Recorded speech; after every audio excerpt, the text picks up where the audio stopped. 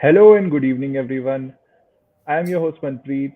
Welcome to the sixth season of IST Practicals by Internshala Trainings. IST Practicals is a series of free online masterclasses delivered by industry experts. These 45-minute sessions are all about teaching students important concepts, softwares, and tools. Every IST Practical is an opportunity to experience the power of practical learning. Today's webinar is about machine learning, and our teacher today is Mr. Prashant Sahu. Prashant is a passionate corporate trainer and consultant with more than 10 years of experience in data analytics, machine learning, and deep learning applications. He is currently working with Analytics Vidhya as the manager for their data science trainings and finishing his PhD from IIT Bombay. I hope you will enjoy this webinar with him. We have a very special gift for you at the end, so stay tuned for that. तो चलिए करते हैं machine learning की शुरुआत यहीं से and let's welcome Prashant. Thank you, Manpreet. Am I audible? Yes, you're audible. Okay, so let's start. So, hello and good evening, everyone. Good evening, good afternoon. I'm not sure how many are joining not from India. Okay, so the main agenda for this particular session, this 1 hour session, is to introduce the absolute beginners to this domain of artificial intelligence, machine learning, and how that actually works, right? Will not take too much time into the application areas, but the key technical terms, I'll try to demystify them. I'll try to differentiate them with respect to the job roles, the JDs, you know. And then at the end of the, not the end, from the second part of the session, I will be taking a actual hands-on project with a Python code. So intention will be not to teach you Python or to teach you that Python code. Intention will be to demonstrate how a machine learning project goes from scratch till the end. End means where we actually save the model or deploy the model. So that workflow is what I will be demonstrating with the help of a project. So if you have some familiarity with Python, the code might look familiar. Otherwise, just I would say enjoy the session and keep a focus on the flow. What all steps were done in what sequence, and that is the main intention. Okay, so let's get started. Okay, so a quick question for the entire audience, and for this you can use your comment box, YouTube. Okay, I'm actually watching the live chat in the YouTube. So how many of you are completely new to AI, machine learning, deep learning as a domain? Okay, so are you guys familiar what is actually AI all about, or you guys are completely new to this? Like, so maybe I can wait another 10-15 seconds. And then, okay, so some people have moderate knowledge. Sakshi says yes. Okay, Adarsh, Radhika. Gerald says yes, without a man being involved for analysis. Absolutely. Okay, Niharika is completely new. Vivek is also new. Okay. Perfect. So it seems there are a lot of audience who are completely new to this domain, and that is what actually I was also expecting. Okay, and so these terms, data science, data analyst, again AI, ML, they tend to uh, become anonymous or synonymous to some extent. Okay, so we want to differentiate between these terms. Let's say demystify. That's the correct word, and let's get started then. Fine. So some people have even done a lot of Python. Okay, good. So before I get into this, complete demystification of the entire, branches of AI. Okay, so let's talk about what is intelligence, or how do I see intelligence. Fine. So intelligence to me is like the capability of taking decisions without being explicitly instructed, or being able to take decisions without being explicitly programmed. That is for a machine. Okay, so that is called as intelligence, depending on different scenarios, different environments. okay, different conditions. If you are able to take decisions, let it be right, let it be wrong, doesn't matter. But if you are able to take decisions, that's where the intelligence lies, right? So when a computer is able to take a decision, or a machine is able to take a decision, that's where we call that machine has become intelligent. And that's where the artificial intelligence is all about. We want to make the machines capable of making decisions autonomously, okay, depending on different scenarios, so that we can make use of these AI systems and make our life easy and comfortable, right?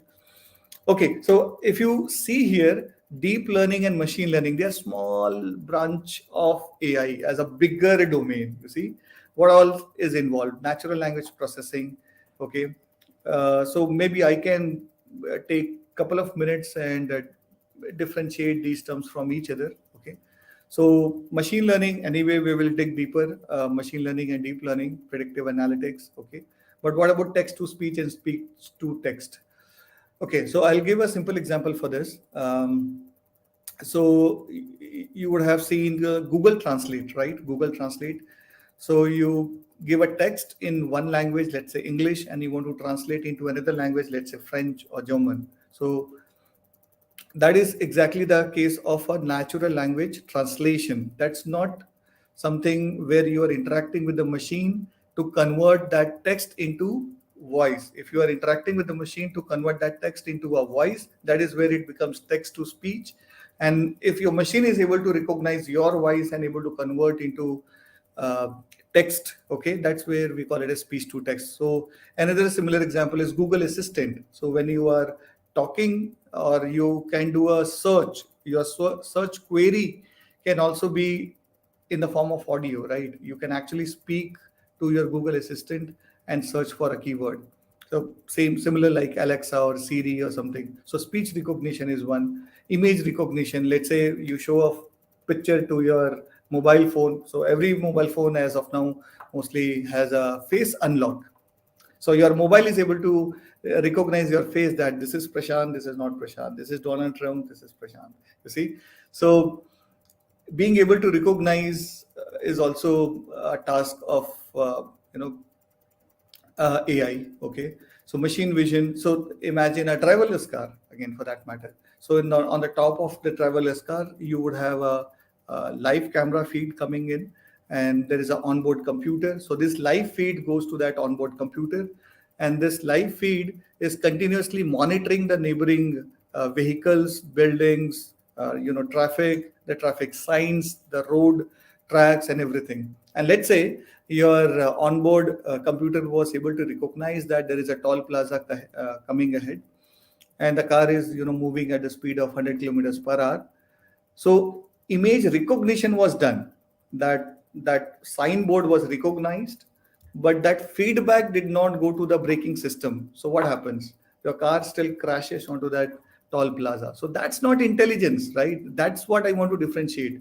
So what you did is a pure image recognition project or a computer vision project. Your project was to recognize the traffic sign. End of the story. You cannot claim that I was working on an AI system. You see, that's where it gets tricky and different. Okay. So unless that feedback goes to the braking system, to the control system of your machine, so that autonomously that decision to slow down the machine and finally stop at a safe distance happens, that system is not intelligent. Okay. So when you integrate multiple aspects, planning, optimization, expert systems, robotics, so when you integrate multiple things, then it becomes an AI application. Perfect. So as you see, AI is a bigger domain, and these are already established applications which people have already made. Okay, so IBM's Deep Blue chess program that recently beat the world number one chess player. IBM Watson that is helping with diagnostics, search algorithm. Amazon has also given fantastic recommender systems. Your Gmail also has a spam filter. These are all machine learning applications. Okay. AlphaGo, again, that's a deep learning application. So AlphaGo is again a game playing program. Okay, natural speech recognition. That's what Alexa does, right? It is able to recognize what you are saying and finally convert that into a fulfillment, convert that into an action. So Alexa, play my favorite song. Let's say it does know that what I want from Alexa, right? What am I instructing? Okay, turn on this light, turn on that light. If you have integrated with your smart home and so on. So one of the story here is machine learning is a subset of AI, and deep learning is further another subset of machine learning. So of course it is also a subset of AI. Now, this is your domain of data analytics, the entire data analytics paradigm, I would say. Okay. So, how do I explain this? Let's take a simple example that you are working as a data analyst or a senior data scientist with a multinational bank. And let's say in that bank, there are 1 billion customers, and you have access to all the 1 billion transactions over the last 15 years of these 1 million customers. Okay.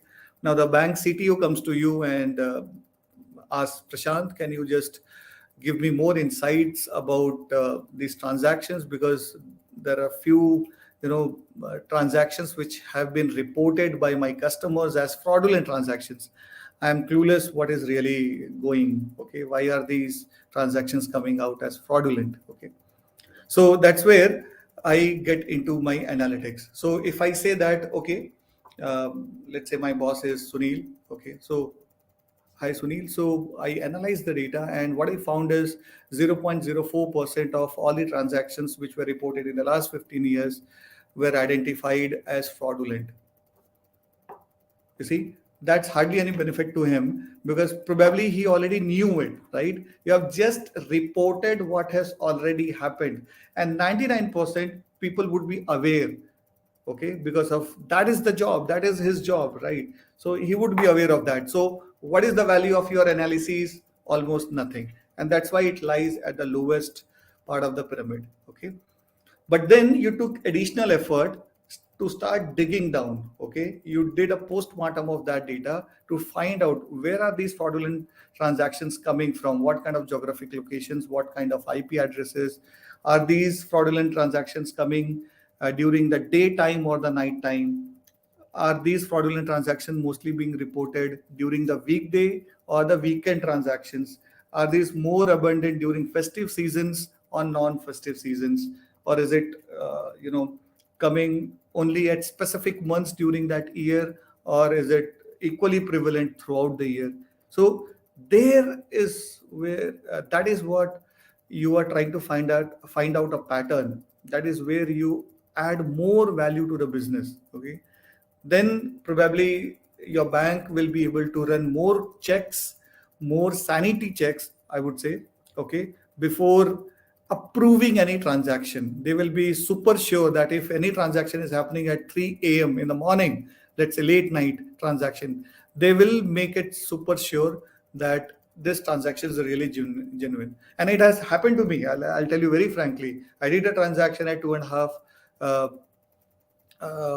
AM a couple of months back, okay, and that was in euros. And the bank guy actually called me up at that time to verify, okay, that was I that the real person, Prashant, who did that transaction, or was it done by some automated bot as a part of phishing? So you see, this is where we have reached in terms of data analytics, and that is the level of penetration, and that is the level of acceptance of this entire domain in fintech. So fintech being, one of the most prominent investors in AI, machine learning, deep learning. Okay, and then you tell, okay, what is really happening. So let's say if the same trend continues, what is going to happen in the future? Okay, so how many fraudulent transactions are going to be reported in the next 1 year? So that is where you provide a seriousness of the problem to your CTO, that Sunil, if you don't take care of this, no, this is really going to ruin the impression of our bank. So we need to do really something good. Otherwise, we'll be probably losing another $200 million in these fraudulent transactions. That is where your predictive analytics comes in, right? And then if the same trend continues for all the branches across all the continents for that bank, then instead of 200 million, it might be 2 billion, right? So that's the big data. Okay, so here we want to differentiate between the job of a data analyst. So he will be knowing about the domain, about the business, and explore the data pretty well. whereas the data scientist will actually make a machine learning model for predictions. Right? So that is the differentiation between the job of a data analyst versus a data scientist. So let's take a quick quiz, okay? Um, and for that quiz, let's say,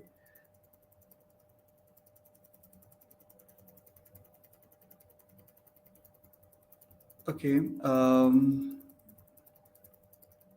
we'll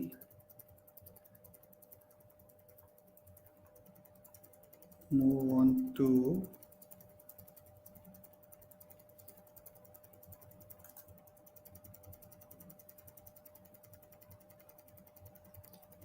okay, so you guys have access to the quiz?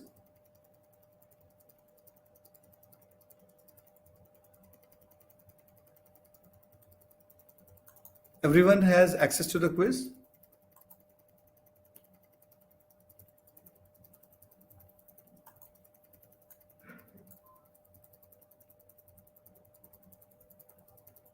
Yeah?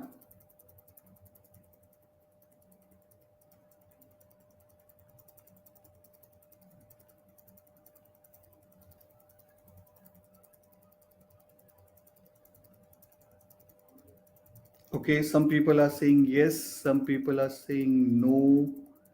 Okay.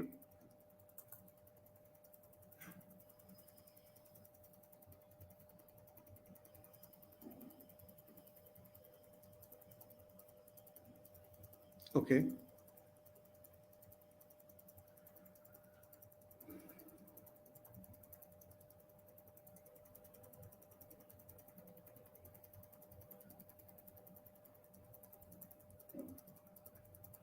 So this quiz access should be there in your LMS.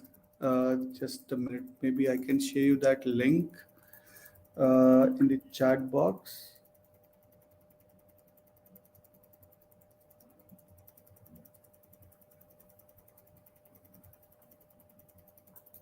For the quiz part, maybe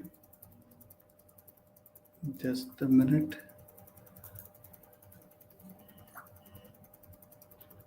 Okay, okay. So it will be my screen only. Okay, no issues, no issues. I think you guys do not have access to the quiz. No problem. That I just got a confirmation. So please hold on. I'll just take you to that. Okay.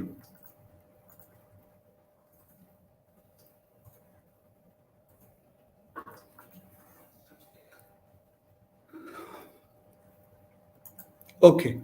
So I'll just share my screen. So I think the quiz should be visible now.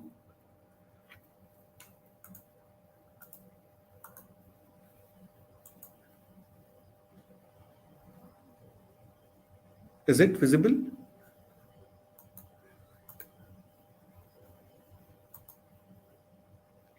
Yeah, perfect. It should be visible now, right?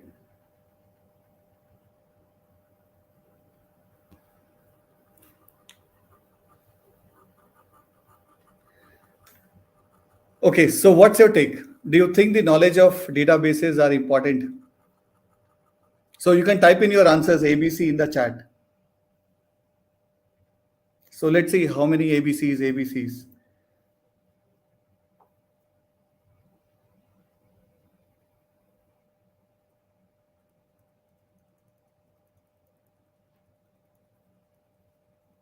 So there are few people who say no and few also saying C. Okay. I'll tell you one thing very bluntly. Okay. So the first thing, the correct answer is indeed A. Okay. So the first thing that you will be asked in any data science or data analyst interview is the SQL questions. Unless you are very comfortable with SQL, forget about any job, forget about any job. Literally, I am telling you, forget about any job of data analyst, data scientist, machine learning engineer. These are all quite related in terms of functionality, and SQL is your starting point. So you have to be very comfortable with Excel, you have to be comfortable with SQL, and there are other tools like Power BI or Tableau. These are data visualization tools along with Python coding. Fine, perfect. So let's continue next. So then what exactly is machine learning? Okay. So machine learning is exactly making the machines learn what we have learned from our own experiences. Now the question is, how do I feed my experience into the machine?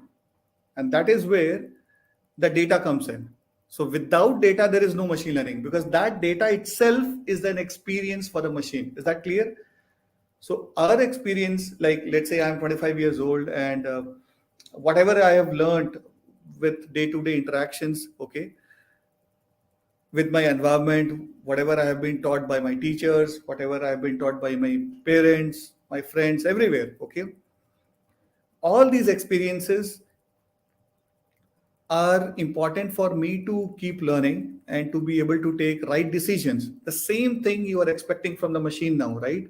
But how do you infuse that experience into the machine? And that's where the data comes in. So is that very clear? Without data, there is no machine learning, there is no deep learning. End of the story, full stop. Let's go next. It's that clear. It has to be that clear. Okay. Now the next thing is, once you have the data, machine learning, there is a very underlined statement says that without relying on a predetermined equation as a model. So in machine learning, we are not talking about a model being as simple as an equation, a mathematical function. Okay. So in a normal traditional program, you would be giving some input. Imagine some number here, and during some mathematical operations, you will get some output. So imagine some number, some series of calculations, and you end up with the factorial of that number. Fine. What do we do in machine learning then? So let's say I have given all the 1000 numbers as the input and the factorial of 1000 numbers as the output. Okay. So what is the input? 1 to 1000. And what is the output here? The factorial of all those numbers, let's say, okay, in the second column. That is my output. So what is the machine supposed to learn? The machine is supposed to learn the relationship between the input and the output. It is supposed to find out how is the input connected to the output, the pattern. What is the pattern of relationship? And this relationship cannot be put in an equational form. If you are able to put that relationship in the form of an equation, let's say y is a function of x, then it is no longer a ML model. It's actually a statistical model. So if you can put your model in the form of an equation, it's a statistical model, not a machine learning model. So what is a model? That learned thing. So what is the machine learning? Learning the relationship between the input and the output. And that learned thing is called as your model. So what do you use your model for?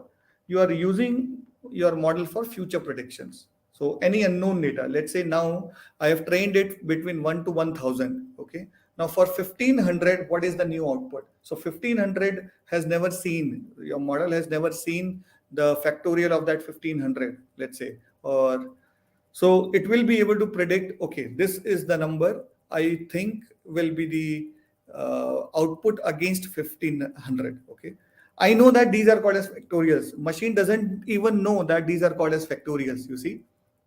But still it will be able to find out the relationship between that number and that factorial. So that is the beauty of machine learning algorithms. Fine. So what are the problems that we are solving in machine learning? So one is the classification problem, trying to identify whether this image is Prashant's image or not, trying to find out whether tomorrow Nifty is going to give me a gap up opening or a gap down opening. Okay. Whether Rishi Sunak is going to win UK Prime Minister election or not. Okay. Or whether Taiwan is going to or China is going to attack Taiwan or not. You see, these are A or B kind of questions. Regression means we are trying to quantify, say the same way. Okay. So on Monday, is Nifty going to give me 100 points gap up opening or 150 points gap up opening? Let's say the GDP of India is going to grow at 9.5% or at 10.2% or 8.5%. I'm quantifying. The average temperature on Saturday is going to be, let's say, 35.5 degrees centigrade. So I'm quantifying. Okay. So that is where the regression comes in. The sales figure in the next quarter is going to be $210 million. I'm not saying that sales is going to increase or decrease. That becomes a classification problem. I am here trying to predict the actual number of the sales, right? So that is where the regression comes in. In the case of clustering, okay, so classification and regression are essentially supervised learning problems, okay. So clustering is where we are trying to find out the intrinsic structure in the data, okay, and that will be clear here. So in the supervised learning, which is again classification regression, we will be having inputs as well as outputs. That is your target, right? Whereas in the case of unsupervised learning, we only have the inputs, we don't have any targets. So what are we supposed to do in clustering? We will group similar data points together. That's it. So for example, again, let's say your bank says, "Ki we want to launch a new signature credit card, but we have 1 million customers and this is an invite only card. We don't want to, call all the 1 million customers and start explaining the benefits of this. That's a worthless, exercise. So Prashant, can you give me three kind of profiles, a high profile, a medium profile, and a low profile? And we want to pitch only the high profile people who can afford that card, who can utilize that card, most importantly, because of the kind of premium features that is associated with that card. That card may not be relevant to everyone, and neither everyone will be able to afford that equally well. Okay, so I have to cluster all the 1 million customers into three groups.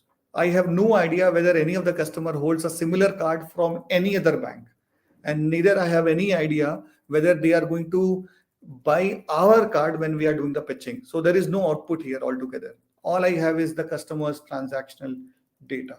So I need to just group all the 1 million customers in three bins, and that's what is clustering all about.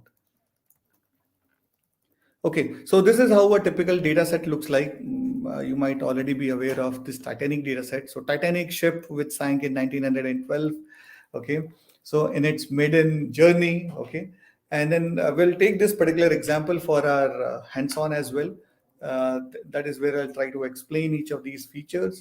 Okay, but these columns are also called as features in machine learning. These are your predictor variables, independent variables, attributes, various names are there. So these individual columns that you are seeing, these are called as features, and that is your input data, X. That is your input data. Okay. Whereas this target class is what your output is. So I told you classification problem, you will have both X and Y. That is your input. Okay, and output. Input is your X, output is Y, and you're going to feed both to the machine so that the machine will be able to figure out a male with 22 years of age who was traveling with a third class ticket with one sibling and spouse who had paid 7.25 pounds for the fare, had embarked from Southampton, did not survive. Zero means did not survive. Whereas a female, 38 years, traveling in the first class ticket with one sibling or a spouse who paid 71 pounds and had onboarded that ship from Cherbourg, was actually able to survive. So one means survived, zero means did not survive. So looking at these details, I want to make a machine learning model which can predict whether a passenger survived or not survived. So you can use this model and put in your details actually and find out whether you would have survived or not. You see? So that would be interesting exercise. So let's take another quick quiz. Okay, I'll wait for half a minute for your responses. Okay, I'll just zoom my screen. Perfect. So which of the following do you think is an example of supervised learning? So if you have understood something about supervised learning and unsupervised learning, so can you mark? So of course this has multiple options, A, B, C, D. So do you think AB is the correct answer, BC is the correct answer, BD is the correct answer, CD is the correct answer, ABCD, all of them are correct answers. Whatever, I'll just go with the majority and so please comment your answers. Okay. So there are multiple answers. Correct. Okay. This is a checkbox, so I can actually tick multiple answers. So let me see. So this is the platform. This is the LMS of Internshala Trainings. This is how it appears. Okay, I've just zoomed in so that it becomes easily visible to everyone. And there I have a submit button, and I'll be given a feedback about my right answer, okay, or wrong answer, right? So there are people who think all ABD, all are correct. This. Let's see. So recommendation system, I don't think. House price prediction, yes, that's a regression problem. Okay, this is more of a clustering problem. Okay, recommendation system is a clustering problem basically. Customer segmentation is also a clustering problem. And face recognition is a classification problem. So once again, I repeat, recommendation system is a clustering problem. That's grouping. Okay, so customer segmentation clearly tells you that you have to group the customers. So it's again a clustering problem, which is unsupervised. Clustering is unsupervised. House price prediction, you are predicting numbers. So essentially, this is regression and this is classification. Fine. So let's see. Yes, correct. So it's a correct answer. Okay. So let's move to the next part. So this is typically how regression data would look like. Sorry. Yeah. Again, you have these features, and we are supposed to predict the median value of the house price in this case. So this Y, so X is what I have highlighted in blue background, and Y is what your um, highlighted in your red background. So this is the input. This matrix is your input. Okay, based out of multiple features, we are supposed to predict the median value of the house price. So what are we predicting in this case? We are not predicting zeros or ones. We are predicting floating point numbers. We are predicting continuous numbers. Okay, so the variable here is a continuous numerical variable. The output variable. This is my output variable. The output variable here is a continuous variable. In the previous case, your output variable was a categorical variable, this or that, survived, not survived, right? So that is how you would differentiate a classification problem from a regression problem. The differentiation comes clearly from the target variable. That is not from your input features, not from your input features. Your input features can be anything, literally anything. But the target is what differentiates the classification problem and the regression problem. And that target is exactly what will be missing in the case of unsupervised learning. In unsupervised learning, there is no target. All you have is just input data, and you have to group similar data points. Is that clear with everyone? Yes? Can I get some answers? Can I get some feedback?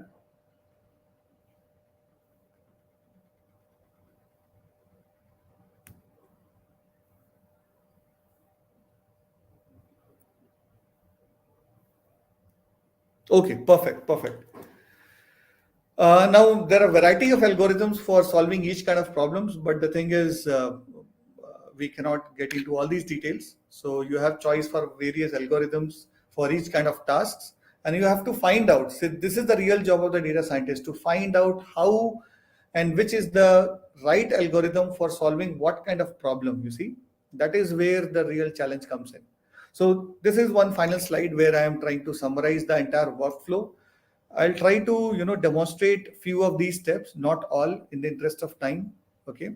So we'll be first loading a data set, then we will be doing some exploratory data analysis, what we call as EDA. We'll try to find out whether these features have missing values or outliers. Is there a high correlation coefficient, uh, correlation amongst the features?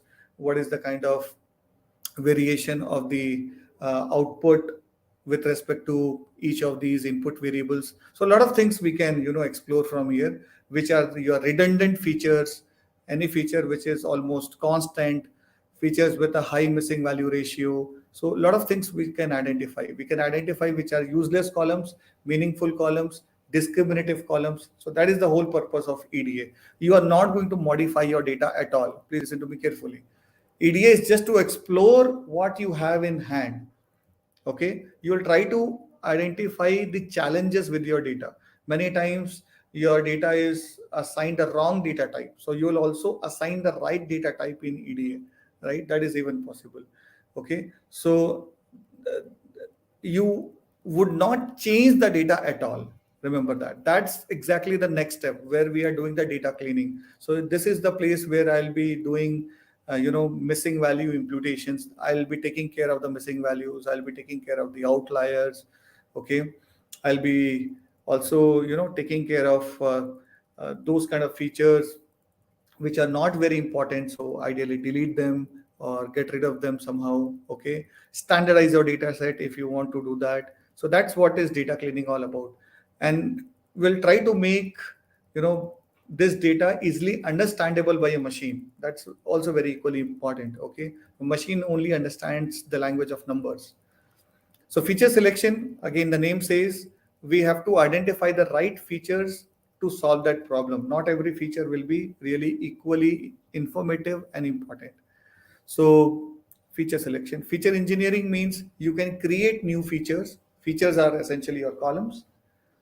So you can create new features from the existing features. Now these new features you think are more informative, more discriminative, more important than the existing ones.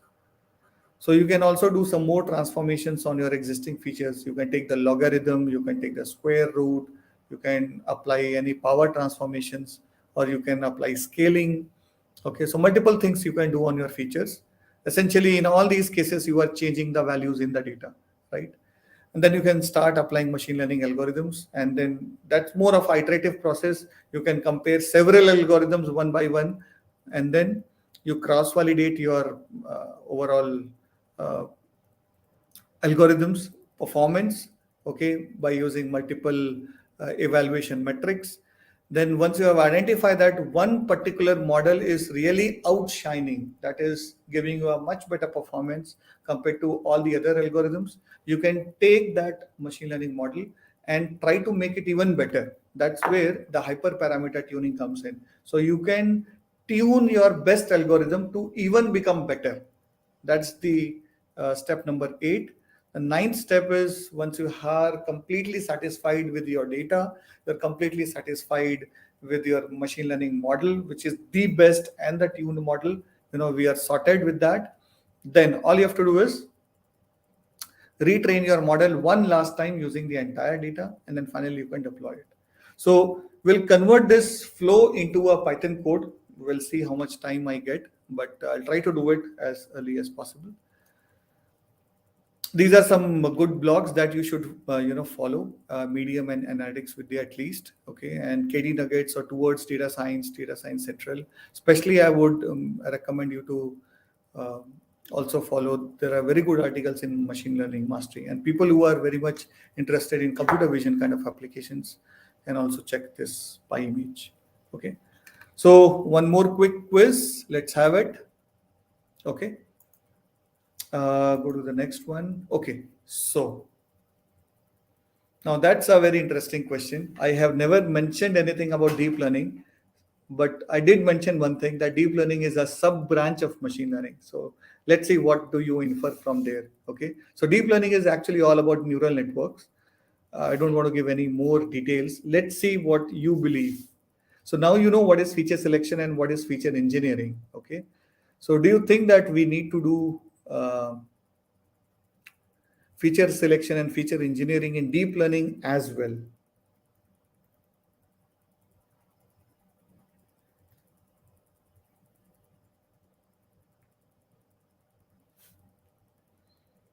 So everyone is saying A. Perfect, perfect. Wow.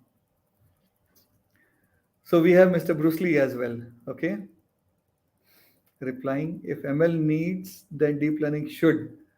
Okay, so that's the kind of human bias. Okay, Somjit, very good. Okay, so unfortunately, I am sorry to disappoint you. And that's the biggest differentiator between deep learning and machine learning. See, if deep learning is also doing the same thing as machine learning, then why are so people fascinated about deep learning? You see, this is the biggest advantage. So at times, your data set is so huge and so complex that trying to do manual feature selection and manual feature engineering is not at all possible. So you leave that to your neural network, you leave that to your deep learning model. They will figure out whatever is important for them to learn and then further learn. So you are just dumping everything into your neural networks, that is your deep learning models, and they will do the needful. Yes, literally, they will do the needful. They will learn whatever is the best, and they will give you the model. So your manual headache is all sorted, pretty much sorted. That is why deep learning is so popular and it has picked up so well. Okay, perfect. So I think this point onward, we can go towards a quick hands-on. Okay. So as I already mentioned, I'll not explain you the codes at all. Okay. So these are the codes which I have just run 10 minutes back before I started with the session. So I'll not spend time running the code once again, but I'll try to explain you how the project flow would look like. Okay. So here I am importing the data set by using the pandas package. So this is how that data set looks like. You have the information about the passenger class, whether that person survived or not. There's the passenger ID. There's the name of the person, Mr. Harris Owens. He's a male, 22 years, has one sibling. He was traveling with one sibling. This is the ticket number. This is the fare that he paid in pounds. He was not assigned a cabin because he was traveling in a third class ticket. Okay. And this guy embarked from Southampton. Whereas Mrs. John Bradley, okay, she was traveling with a first class ticket and obviously has a cabin, okay, C85, ticket number so and so, and fare paid is 71 pounds. Embarked from Cherarborg and traveling with probably her husband or so, maybe her, yeah, and this lady survived, you see. So that's what. So this is the kind of data set we have actually for those passengers who were, traveling on that ship in 1912, right? So these are top 10 rows. These are the bottom 10 rows, okay? And so the data has been loaded. Now the next step is to conduct EDA. So what all we want to see here. So these are the 12 columns. It tells you that these are the 12 columns. And total 891 entries mean that I have total 891 passengers in my data set. So that many rows are available. So how many rows?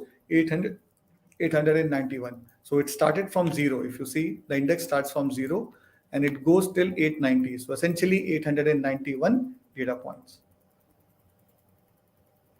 Okay. So your survived is your final target. So you have to convert that into categorical, whether that person survived or not survived. So that is what I'm doing here. I'm converting into the right data type. Fine. So you can see the shape of your data set. It's 891 rows and 12 columns, as I said. And then this gender column, this sex column has got two unique values. So that is male and female. So this is essentially a categorical data. This is the breakup. Okay. So you have 577 males in that passenger list and 314 females in that passenger list. That is what the value counts give it. Okay.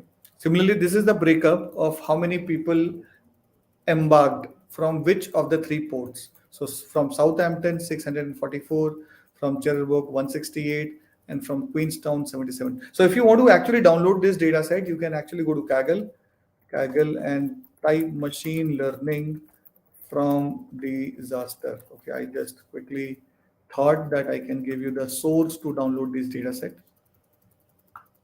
So this is the actual source, but you need to create an account to be able to actually log in.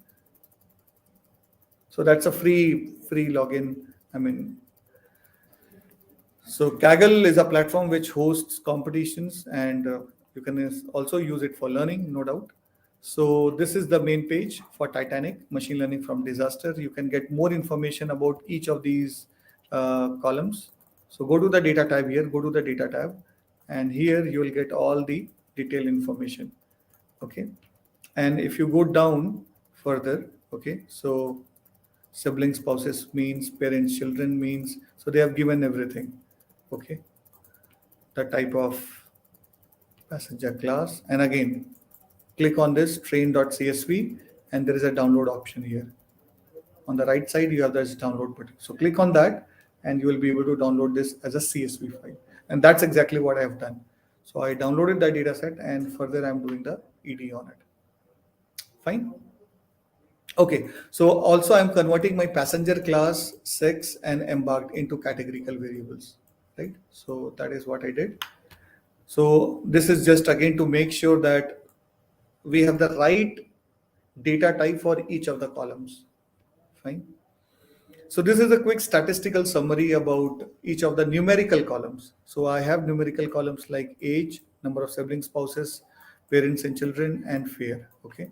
So if you see something interesting here, there is 0 pounds to 512 pounds. So the minimum fare paid is zero. So there were a lot of freeloaders there, it seems, right?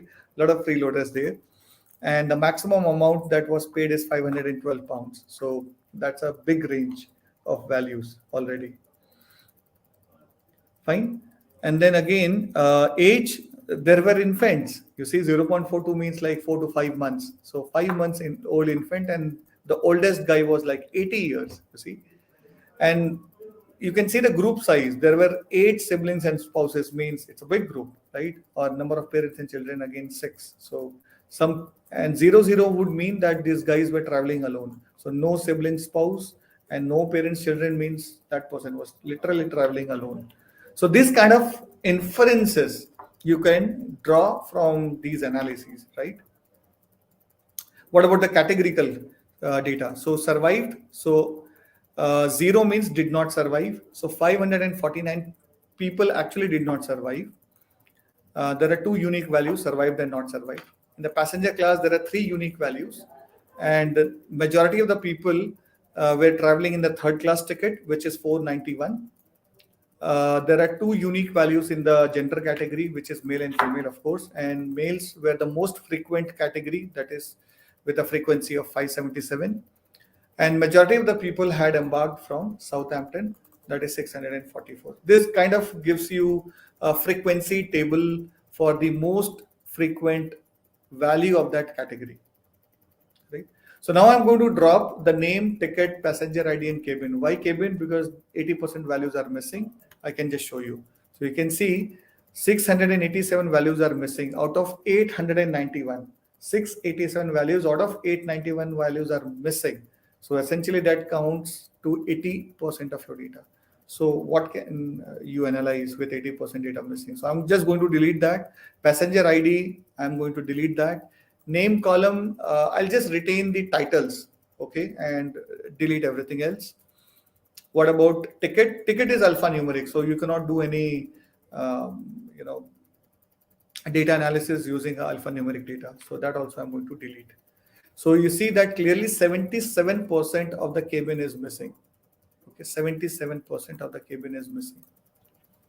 Okay, so this is like getting the shape of the histogram, shape of the distribution. These are histogram plots, getting the shape of the distribution. What do we conclude from here?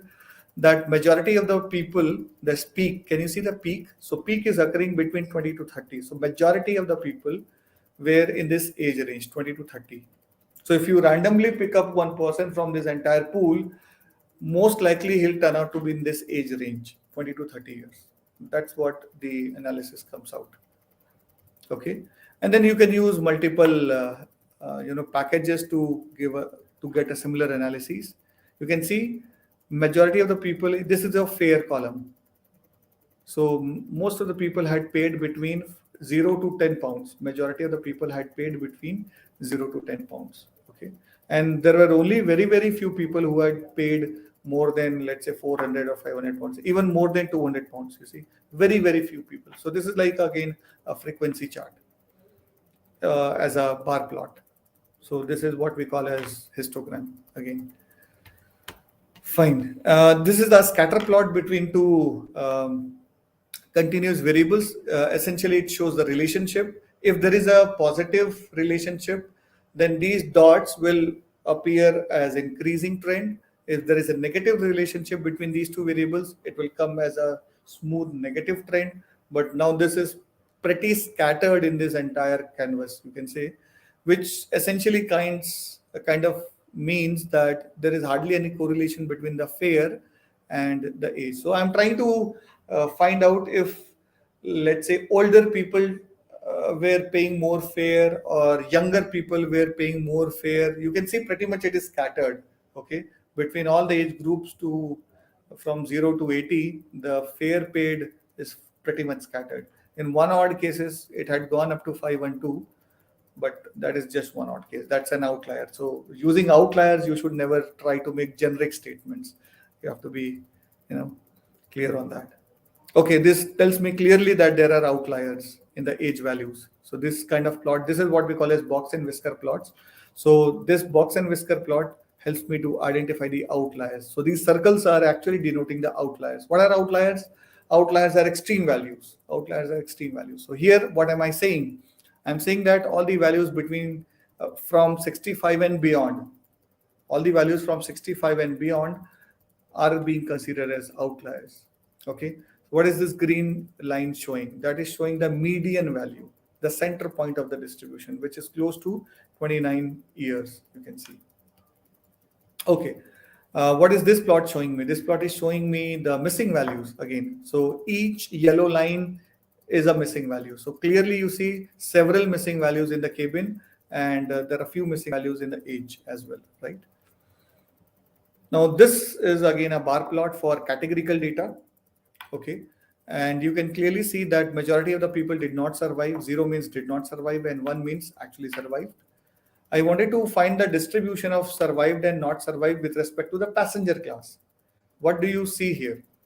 Majority of the people who did not survive, that is pretty interesting, are coming from third class ticket holders. Conversely, majority of the people who survived are coming from first class ticket holders, you see. So first class ticket holders are in purple and third class ticket holders are in orange color. So that kind of bias we clearly see. There could be several reasons. Probably that might have not been done intentionally. Again, majority of the people who did not survive, this orange refers to males. So majority of the people who did not survive are actually males. Conversely, majority of the people who actually survived are females, you see. So no wonder Jack did not survive and Rose survived. You remember these two names, Jack and Rose, 1999 Titanic movie. When I was in my first year of engineering, I saw that movie in my hostel common room. Okay. So I'll skip some more analysis, which in the interest of time. Okay. So you can actually keep on doing a lot of analyses. Now let's actually focus on the model building part. Okay. So what I'm going to do is switch to my other notebook where I have the model building. I'll take not more than 5 minutes and then we'll keep the floor open for questions. Okay. So what I'm trying to convey is majority of your time, 70 to 80%, which is what I did actually. Okay. 70 to 80% of your time will actually be taken in analyzing the data. Okay, you will be spending enough time in data cleaning, getting more insights, trying to validate your hypothesis. So one hypothesis was females had a higher chance of survival.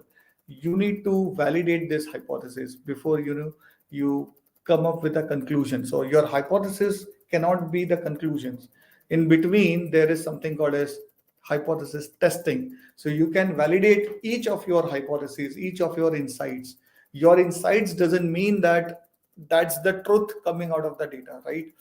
So whether your insight is the real truth, that validation has to be done, right? So once you have analyzed your data, you have done some basic data cleaning, I can save my data as a pickle file, okay? Or you can save it back as a CSV file. That's what I did here. I can save it as an Excel file also. So this data is now saved in my hard disk, okay? And yeah, this data is now saved, and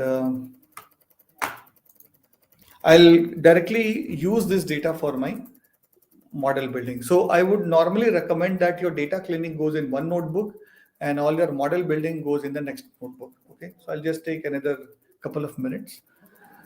Okay, so I have just downloaded that data from the previous notebook, and this is how it looks now, much cleaner. I have already got rid of my passenger ID. From the name column, I have just retained the titles here, if you see.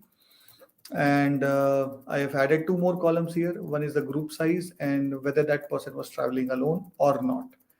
Fine. One critical thing is this.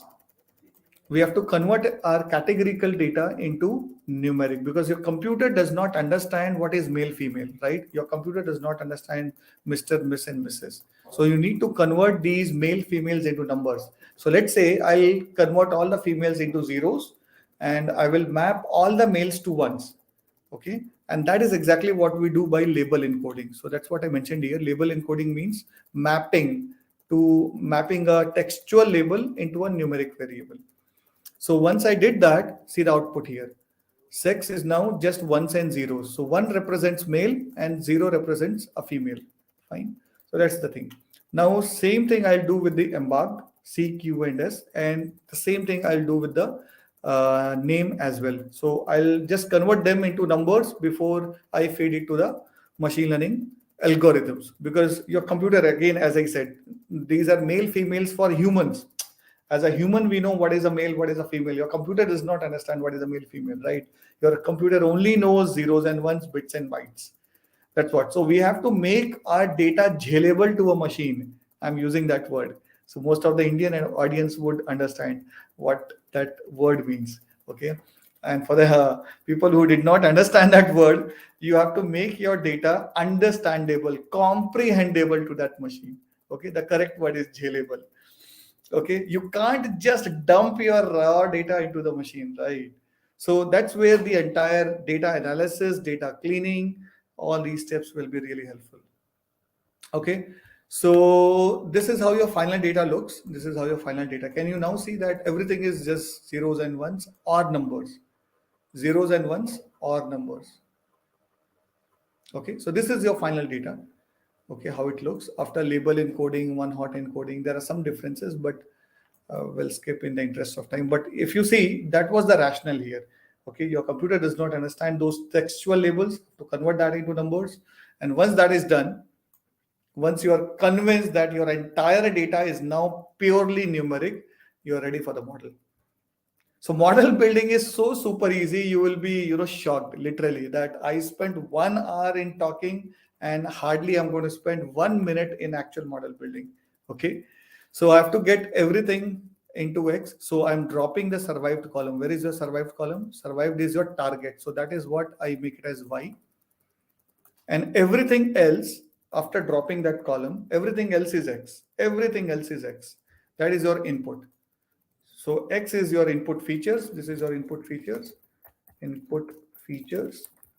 And this is your target variable.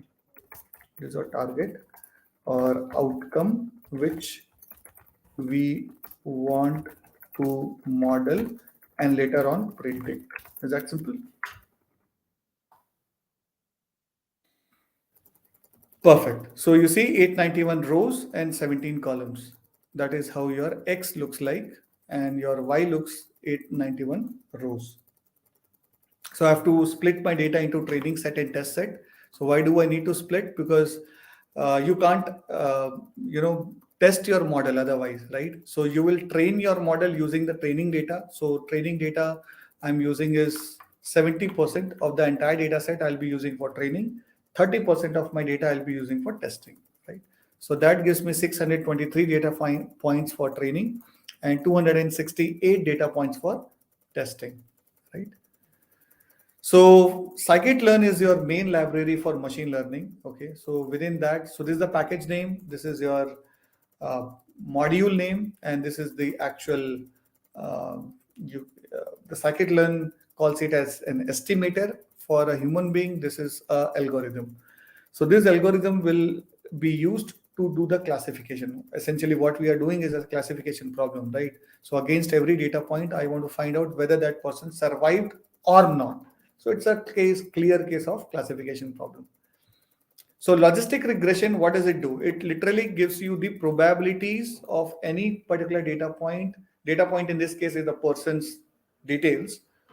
So whether that person survived or not, it gives me in the form of a probability. So let's say for Mr. Harris Owens, which was the first data point, the probability for survival is only 0.2. So any probability which is below 0.5 means not survived. Any probability more than 0.5 means survived. That is how I will get my final predictions. Okay. So here, this algorithm gives you the probabilities exactly, and those probabilities will be finally converted into actual survived or not survived using a threshold. And that threshold is hard coded as 0.5. If the probability is less than 0.5, did not survive, more than 0.5, survived. It is as simple as that. So this is where you are training your model, and after training, you can see some coefficients which come up. Fine. and you are testing your model. As simple as that. So 2 lines of code, only 2 lines of code. You create that logistic regression class, you train that model using this, and you test your model using this. You see, 2 lines of code. This is the third line where you are testing.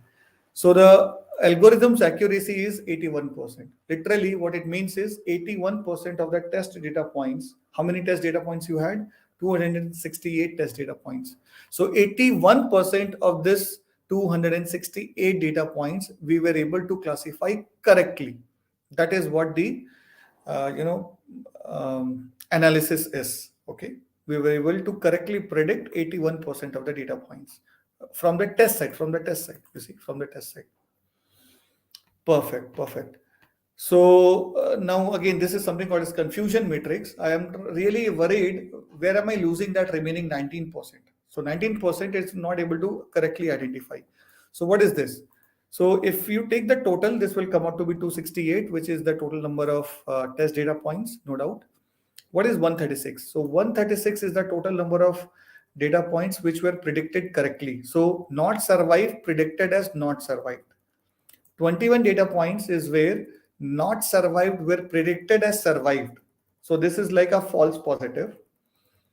28 data points were those where person actually survived but was predicted as not survived. So this is a false negative. And 83 data points are those where the person actually survived and was predicted as survived. So this is my true positive. So true negative, true positive, false positive, and false negative. So these are separate names. I mean, we'll not get into the technical details, but essentially your correct predictions, if you want to calculate, this is 136 plus 83 and divide by the total. I'll just do it in front of you, one calculation, and your total number was 268. Beautiful. You get exactly the same number as this. Exactly the same number as this. So this is your correct predictions, 136 and 83 out of the total predictions, which is 268.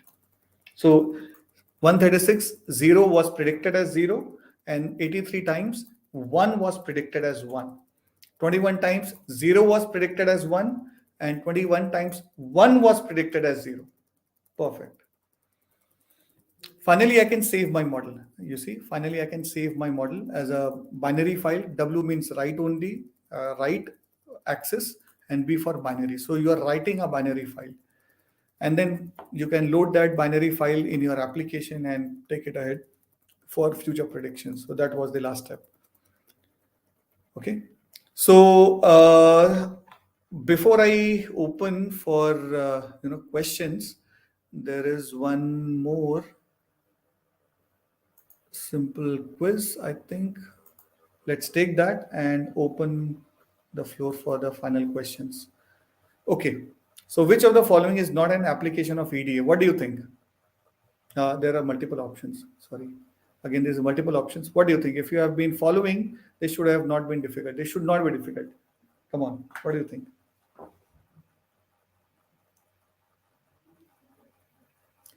So EDA is where we were exploring the data. We spent enough time in EDA. So what's your take on this? We want to identify anomalies and outliers. Perfect. We want to find out errors in the data. Yes. There could be duplicates. There could be, data points which are completely absurd. Fine. There are typographical errors. We can identify that also. Yes. Perfect. Missing value treatment you want to do. Yes, you can do that. Okay. Checking assumptions. Yes, absolutely.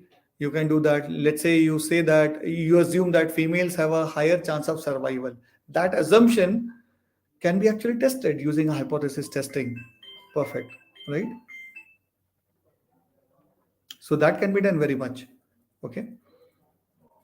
So finally, feature selection is something I believe that should be the right answer. Perfect. That's the right answer. So almost everyone replied that, right? C, perfect. Very good. Very good. So feature selection is the right answer. Okay. So I'll get to this module test in the end, but before that, I'll open the floor for any quick questions from the audience. Let me put this in the slideshow mode. Okay.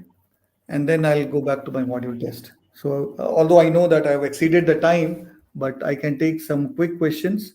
So, there is one question here: when do we need to do hyperparameter tuning? Every time, every single time.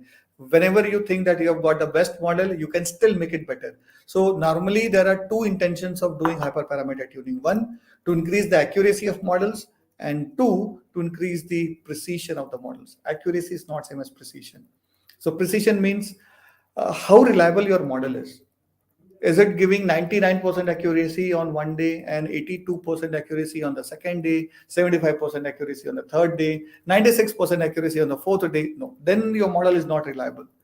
If it is consistently giving me 80% accuracy, let's say 80.5, 81.2, 79.8, exactly 80, it won't give every other day, but a number similar to 80, then that's more precise, although it may not be accurate. So the whole intention of doing hyperparameter tuning is to make a model which is not only accurate, but also precise. Precision is where your reliability comes in. You don't want to deliver a random model to your client and say that I've tested it on some data and I've got 99% accuracy, but when the client tests it, it was all bad, you see. So you don't want them to be taken by surprise. So you have to cross validate your model also. Okay, so Sudarshan, sir, I am a computer science graduate, business student. Is machine learning related to my course? Yes, absolutely. See, machine learning is everywhere. Let me tell you, I'm not even a computer science guy. Okay, I've been doing machine learning for the past 15 years. The last 10 years, I've been doing machine learning trainings. Last 5 years, deep learning, computer vision, NLP trainings. And my background is material science. Even my PhD is related to material science. Ab bolo. Who says that you can't use data analytics and machine learning? I have used these data analytics and machine learning in my PhD thesis, which is in material science, and I have published papers, right? So you are from computer science, guy. Tana has got one question. Why not use Tableau for data? Absolutely. The only problem with Tableau and Power BI is they are licensed softwares. Now think about your startups. यार इतना पैसा नहीं होता, कितना license के लिए पैसे देंगे? So there are organization enterprises actively moving out. So if you're working with Amazon or if you're working with a big company who can pay lakhs of rupees for licenses to your for their own employees, for their own in-house data scientists, perfect. But if you're joining a startup or if you are having your own consultancy, if you want to get into your own data visualization, consultancy, then Power BI and Tableau is not a feasible option, frankly. So it's always better to stick to open source, contribute to the community. Okay, Tanmay is saying, I'm just taking some random questions, so please excuse me if I am just missing out some of them. Tanmay is asking, is there an opportunity for freshers in? Absolutely. See, simply saying fresher doesn't help. You have to spend time in learning. So being fresher is good. It's even better to learn data science systematically before you start applying. Okay. Otherwise, see, the interviewers will grill you down like anything. So they are very fine hiring the freshers. When they are hiring the freshers, they have one clear thought process that this guy is very good in quants. This guy is very good in apti, quant and apti ka test hoga. And third, this guy is also very good in algorithms, data structures and algorithm. And fourth, this guy is also equally comfortable in Python coding. So these are the some basic prerequisite. And the fifth one is now databases, data visualization tools. So some of these, if you learn systematically, how you learn, there are multiple courses out there. Internshala will help you definitely. Okay. So, but you have to have a systematic learning. Simply, seeing one odd YouTube video may not help. Okay.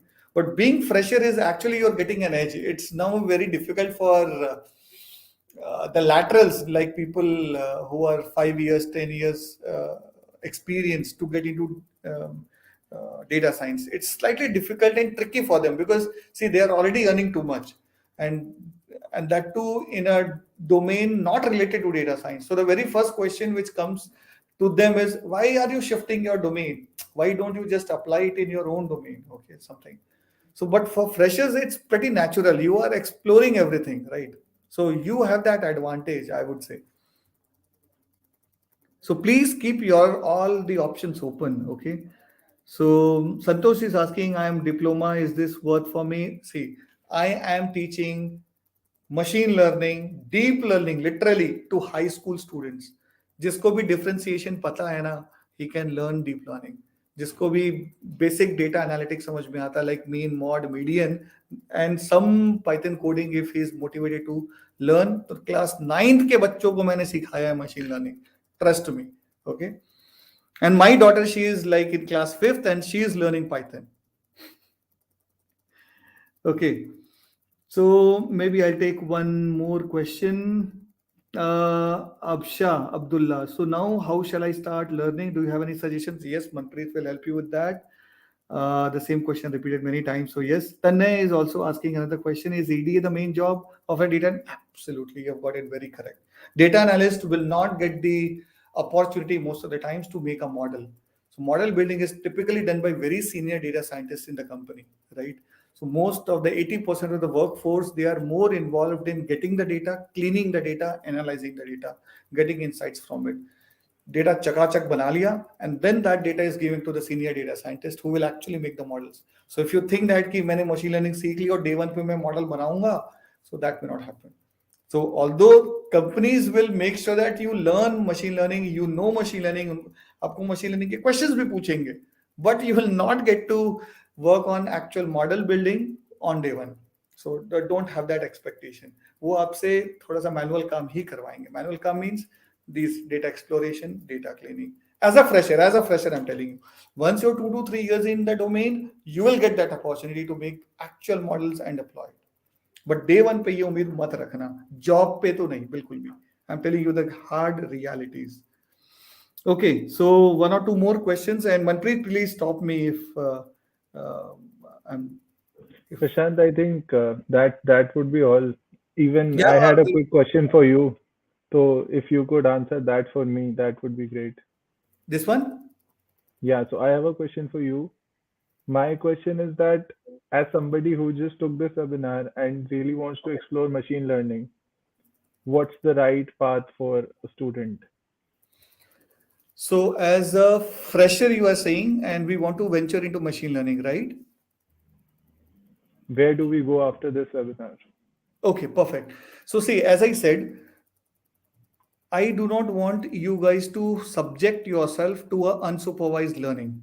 What is unsupervised learning? So there is no one to guide you. If you are going with that, it will be very difficult to figure out. So it's always better to keep yourself to a structured learning format, first of all. Now, that structured learning format could be an instructor led, a live class like this.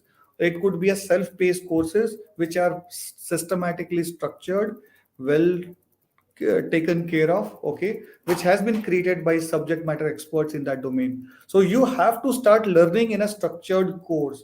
Now you can find these courses everywhere else. I will not take names right now, but what do you want to take in that course? Number one, so there are three prerequisites to get into machine learning. Number one, I'll be very clear on this. Number one, you need to have some mathematical background. As I said, some quantitative aptitude has to be there, okay. If you guys are coming from engineering background, this really helps a lot, but at least your logical and mathematical ability has to be there. So guys who are from STEM, that is science, technology, engineering and management, they normally have these abilities very easily.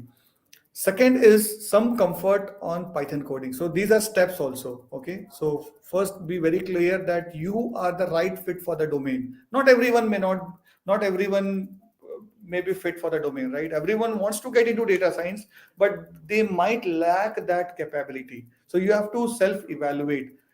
Okay. Second, as I said, Python coding. So you have to start learning Python coding. So the Python coding needed for getting into data science is not very exotic. Most of the data science codes are templated codes. They are copy paste codes. I'll tell you very frankly. Okay.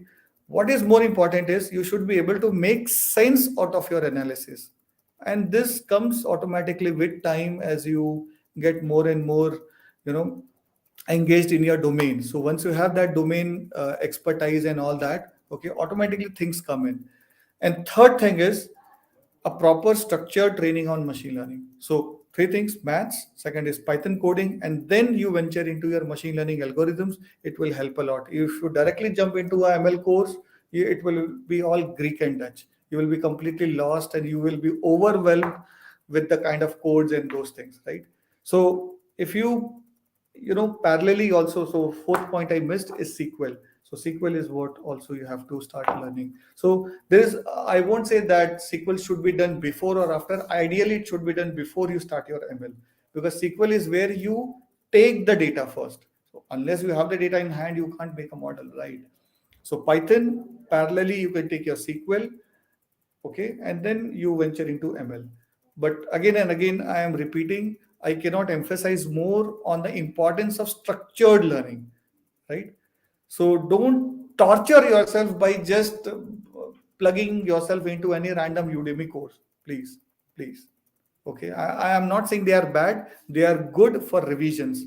They are good for people who have some level of knowledge where they can judge and make out things on their own. For absolute beginners, these are not the platforms where you would learn anything sensible. That's right. And for everybody who is looking to start with the machine learning and Python, SQL. So for all of you, Internshala Trainings is offering a special 10% discount on our machine learning training as well as all the other trainings that we have on our platform. All you have to do is just use the code practicals10 and click on the link in the description, and you'll be redirected to the machine learning training page. And you can also explore other trainings there as well. So thank you so much everyone for joining, and thank you so much Prashant for the amazing webinar. We all got to learn a lot of things today. So we'll see you guys next time. Don't forget to like this video and subscribe to our YouTube channel for updates regarding the upcoming sessions. And you can also follow us on Instagram and join our Telegram community. All the links are in the description. So just go on and check them out. And we'll see you guys next time.